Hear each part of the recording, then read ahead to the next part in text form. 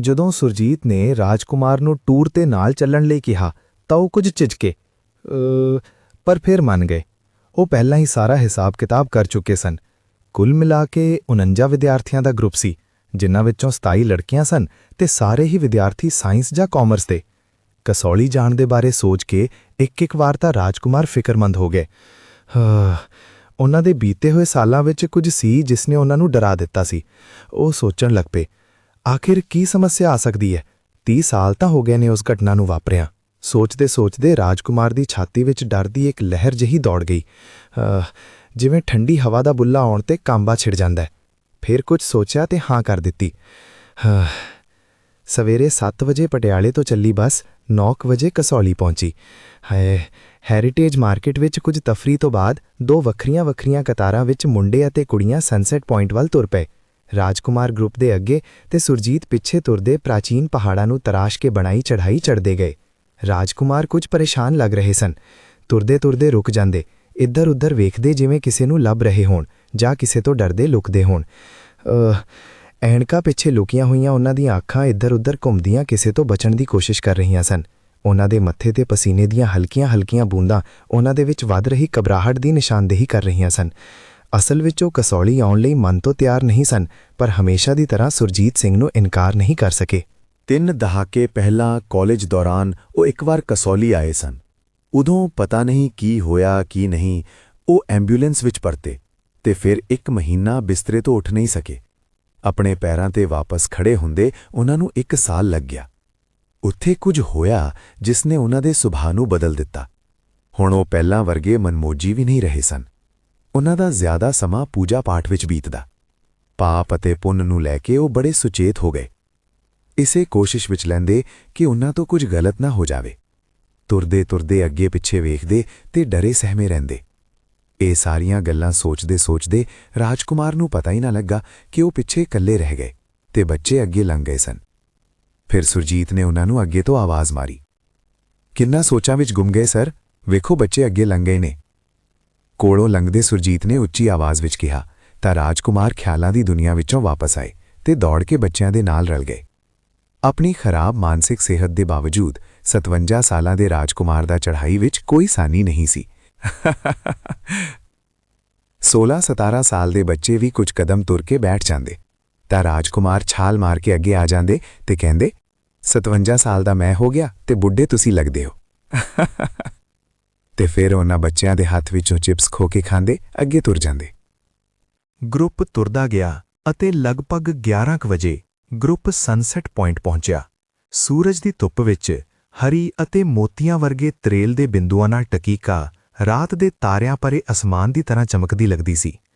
ਹਰੇ ਰੰਗ ਦੀ ਗ੍ਰਿਲ ਤੋਂ ਪਾਰ ਖੜਾ ਚੀੜ ਦਾ ਇੱਕ ਪੁਰਾਣਾ ਤੇ ਬੁੱਢਾ ਦਰਖਤ ਪੂਰੀ ਘਾਟੀ ਨੂੰ ਆਪਣੀਆਂ ਅੱਖਾਂ ਨਾਲ ਘੋਖ ਰਿਹਾ ਸੀ ਤੇ ਸਨਸੈਟ ਪੁਆਇੰਟ ਦੇ ਕਿਨਾਰੇ ਤੋਂ ਹੇਠਾਂ ਵੱਲ ਜਾਂਦੀ ਢਲਾਣ ਤੇ ਕਤਾਰਾਂ ਵਿੱਚ ਲੱਗੇ ਚੀੜ ਦੇ ਲੰਬੇ ਦਰਖਤ ਲੋਕਾਂ ਦੀ ਉਸ ਭੀੜ ਦੀ ਤਰ੍ਹਾਂ ਸਨ ਜੋ ਕਿਸੇ ਮਸੀਹਾ ਦੇ ਆਉਣ ਦੀ ਉਡੀਕ ਵਿੱਚ ਟਿਕਟਿਕੀ ਲਗਾ ਕੇ ਅਸਮਾਨ ਵੱਲ ਵੇਖ ਰਹੇ ਹੋਣ।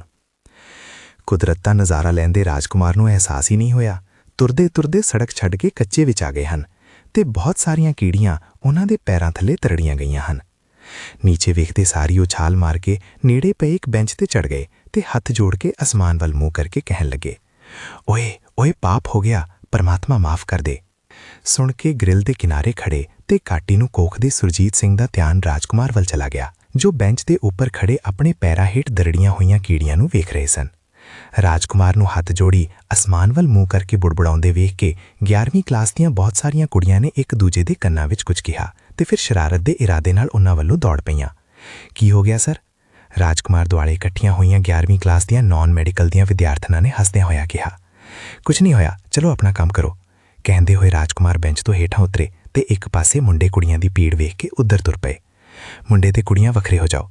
ਹਜੇ ਰਾਜਕੁਮਾਰ ਦੇ ਮੂੰਹੋਂ ਇਹ ਸ਼ਬਦ ਨਿਕਲੇ ਹੀ ਸਨ ਕਿ ਉਹਨਾਂ ਦੀ ਨਜ਼ਰ ਗ੍ਰਿਲ ਤੋਂ ਪਾਰ ਖਾਈ ਦੇ ਕਿਨਾਰੇ ਢਲਾਣ ਤੇ ਗਈ, ਜਿਸ ਪਾਸੇ ਮੁੰਡੇ ਅਤੇ ਕੁੜੀਆਂ ਮੂੰਹ ਕਰਕੇ ਖੜੇ ਸਨ ਅਤੇ ਕੁਝ ਵੇਖ ਕੇ ਹੈਰਾਨ ਹੋ ਰਹੇ ਸਨ। ਉਹਨਾਂ ਦੇ ਵਿੱਚੋਂ ਕੁਝ ਦੀ ਹੈਰਾਨੀ ਦੇ ਨਾਲ ਅਤੇ ਕੁਝ ਦੀ ਡਰ ਦੇ ਨਾਲ ਬੁੜਬੁੜਾਉਣ ਦੀ ਆਵਾਜ਼ ਵੀ ਆ ਰਹੀ ਸੀ। ਉਹਨਾਂ ਨੇ ਵੇਖਿਆ ਕਿ ਗਿੱਲੇ ਤੇ ਕਸਮੈਲੇ ਜਿਹੇ ਘਾਹ ਤੇ 16 ਜਾਂ 17 ਸਾਲ ਦੀ ਇੱਕ ਲੜਕੀ ਉਹਨਾਂ ਵੱਲ ਪਿੱਠ ਕਰਕੇ ਬੈਠੀ ਸੀ। ਉਸ ਦੇ ਆਲੇ-ਦੁਆਲੇ 4-5 ਫੁੱਟ ਦੇ ਘੇਰੇ ਵਿੱਚ ਬਹੁਤ ਜ਼ਿਆਦਾ ਠੰਡ ਸੀ। ਉਸਨੇ ਬਹੁਤ ਗਹਿਰੇ ਕਾਲੇ ਰੰਗ ਦੇ ਤੇ ਪੁਰਾਣੇ ਫੈਸ਼ਨ ਦੇ ਕੱਪੜੇ ਪਾਏ ਹੋਏ ਸਨ।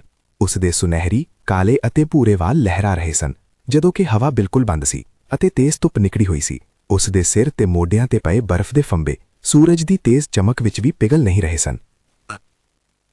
ਗ੍ਰਿਲ ਤੇ ਚੜ ਕੇ ਖੜੇ ਮੁੰਡਿਆਂ ਵਿੱਚੋਂ ਕਿਸੇ ਇੱਕ ਨੇ ਹਲਕੀ ਜਹੀ ਪਰ ਅਸ਼ਲੀਲ ਸਿਟੀ ਮਾਰੀ। ਕੁੜੀਆਂ ਤਾਂ ਸ਼ਰਮਿੰਦਾ ਹੋ ਕੇ ਪਿੱਛੇ ਹਟ ਗਈਆਂ, ਪਰ ਬਾਕੀ ਮੁੰਡੇ ਦਬੀ ਆਵਾਜ਼ ਵਿੱਚ ਹੱਸਣ ਲੱਗ ਪਏ। ਰਾਜਕੁਮਾਰ, ਜੋ ਕਾਫੀ ਸਮੇਂ ਤੋਂ ਪਿੱਛੇ ਖੜੇ ਉਸ ਕੁੜੀ ਵੱਲ ਵੇਖ ਰਹੇ ਸਨ, ਅੱਗੇ ਆ ਗਏ ਤੇ ਉੱਚੀ ਆਵਾਜ਼ ਵਿੱਚ ਬੋਲੇ, ਕੁੜੀਏ ਉੱਪਰ ਆ ਜਾ, ਜੇ ਪੈਰ ਤਿਲਕ ਗਿਆ ਤਾਂ ਬਚੇਗੀ ਨਹੀਂ। ਹੁਣ ਤੱਕ ਕੋਈ ਵੀ ਪ੍ਰਤੀਕਰਮ ਨਾ ਦੇਣ ਵਾਲੀ ਕੁੜੀ ਰਾਜਕੁਮਾਰ ਦੀ ਆਵਾਜ਼ ਤੇ ਪਲਟ ਗਈ। ਗ੍ਰਿਲ ਕਿਨਾਰੇ ਖੜੇ ਸਭ ਨੇ ਧਿਆਨ ਦਿੱਤਾ ਕਿ ਉਹ ਘਾਹ ਤੇ ਅਸਲ ਵਿੱਚ ਬੈਠੀ ਨਹੀਂ ਸੀ, ਬਲਕਿ ਕੁਝ ਇੰਚ ਉੱਪਰ ਹਵਾ ਦੇ ਵਿੱਚ ਝੂਲ ਰਹੀ ਸੀ। ਰਾਜਕੁਮਾਰ ਵੀ ਉਸ ਲੜਕੀ ਦੀ ਸ਼ਕਲ ਦੇਖ ਕੇ ਸਕਪਕਾ ਗਏ। ਬੱਚਿਆਂ ਦੀ ਸਮਝ ਵਿੱਚ ਕੁਝ ਨਹੀਂ ਆਇਆ, ਪਰ ਉਹਨਾਂ ਨੇ ਵੇਖਿਆ ਕਿ ਰਾਜਕੁਮਾਰ ਦਾ ਚਿਹਰਾ ਸਫੇਦ ਹੋ ਗਿਆ ਸੀ। ਜੇਕਰ ਦੌੜ ਕੇ ਆਏ ਸੁਰਜੀਤ ਸਿੰਘ ਉਹਨਾਂ ਨੂੰ ਨਾ ਸੰਭਾਲਦੇ ਤਾਂ ਸ਼ਾਇਦ ਉਹ ਡਿੱਗ ਹੀ ਪੈਂਦੇ। ਉਹ ਬੜੀ ਮੁਸ਼ਕਿਲ ਨਾਲ ਬੁੜਬੁੜਾਉਂਦੇ ਹੋਏ ਬੋਲੇ, ਇਹ ਕਿਵੇਂ ਵਾਪਸ ਆ ਗਈ? ਚਲੀ ਗਈ ਸੀ।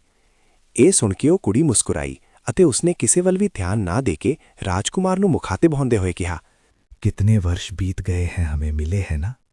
ਉਸਦਾ ਤੇ ਰਾਜਕੁਮਾਰ ਦਾ ਫਾਸਲਾ ਬੜੀ ਮੁਸ਼ਕਿਲ ਦੇ ਨਾਲ 1 ਤੋਂ 2 ਫੁੱਟ ਦਾ ਸੀ, ਪਰ ਉਸਦੀ ਆਵਾਜ਼ ਬਹੁਤ ਦੂਰੋਂ ਜਾਂ ਕਿਸੇ ਡੂੰਘੇ ਖੂਹ ਵਿੱਚੋਂ ਆਉਂਦੀ ਲੱਗਦੀ ਸੀ।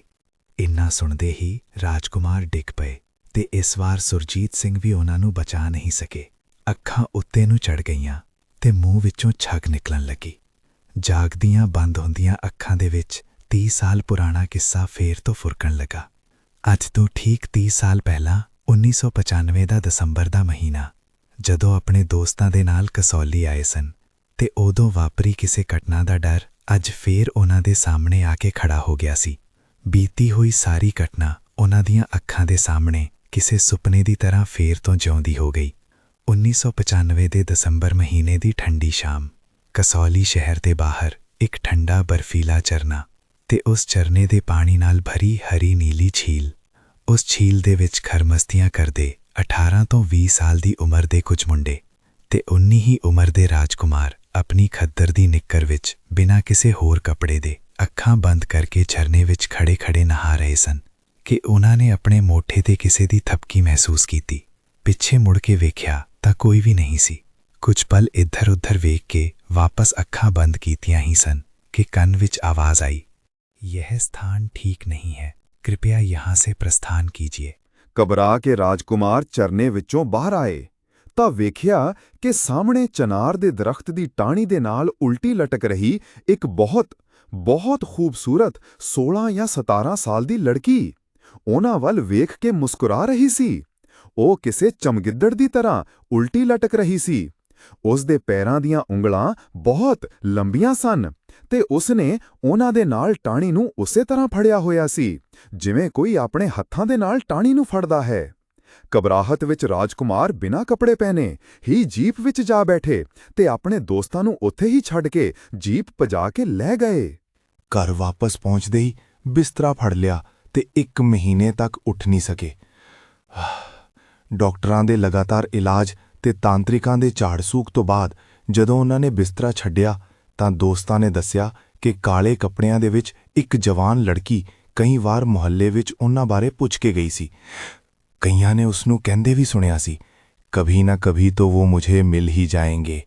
ਓਹ ਕਿੰਨੀ ਡਰਾਉਣੀ ਆਵਾਜ਼ ਸੀ ਉਹ। ਅੱਜ 30 ਸਾਲਾਂ ਬਾਅਦ ਉਸੇ ਝਰਨੇ ਤੋਂ ਕੁਝ ਮੀਟਰ ਦੂਰ ਰਾਜਕੁਮਾਰ ਜੀ ਦੀਆਂ ਅੱਖਾਂ ਬੰਦ ਹੋ ਚੁੱਕੀਆਂ ਸਨ। ਜਦੋਂ ਉਹਨਾਂ ਦੇ ਬੇਜਾਨ ਸ਼ਰੀਰ ਨੂੰ ਐਂਬੂਲੈਂਸ ਵਿੱਚ ਪਾਇਆ ਜਾ ਰਿਹਾ ਸੀ ਤਾਂ ਕਈਆਂ ਨੇ ਵੇਖਿਆ ਕਿ ਹਵਾ ਵਿੱਚ ਝੂਲਦੀ ਇੱਕ ਲੜਕੀ ਐਂਬੂਲੈਂਸ ਵੱਲ ਵੇਖ ਕੇ ਮੁਸਕਰਾ ਰਹੀ ਸੀ। ਜੇ ਇਹ ਕਹਾਣੀ ਤੁਹਾਨੂੰ ਚੰਗੀ ਲੱਗੀ ਤਾਂ ਕਮੈਂਟ ਵਿੱਚ ਆਪਣੀ ਰਾਏ ਜ਼ਰੂਰ ਦੱਸੋ। ਇਹ ਹੋਰ ਪੰਜਾਬੀ ਡਰਾਉਣੀਆਂ ਕਹਾਣੀਆਂ ਲਈ ਹਨੇਰੇ ਦਾ ਸਫ਼ਰ ਸਬਸਕ੍ਰਾਈਬ ਕਰਨਾ ਨਾ ਭੁੱਲੋ। ਨਵੀਆਂ ਕਹਾਣੀਆਂ ਹਰ ਮਹੀਨੇ 10 ਅਤੇ 25 ਤਾਰੀਖ ਨੂੰ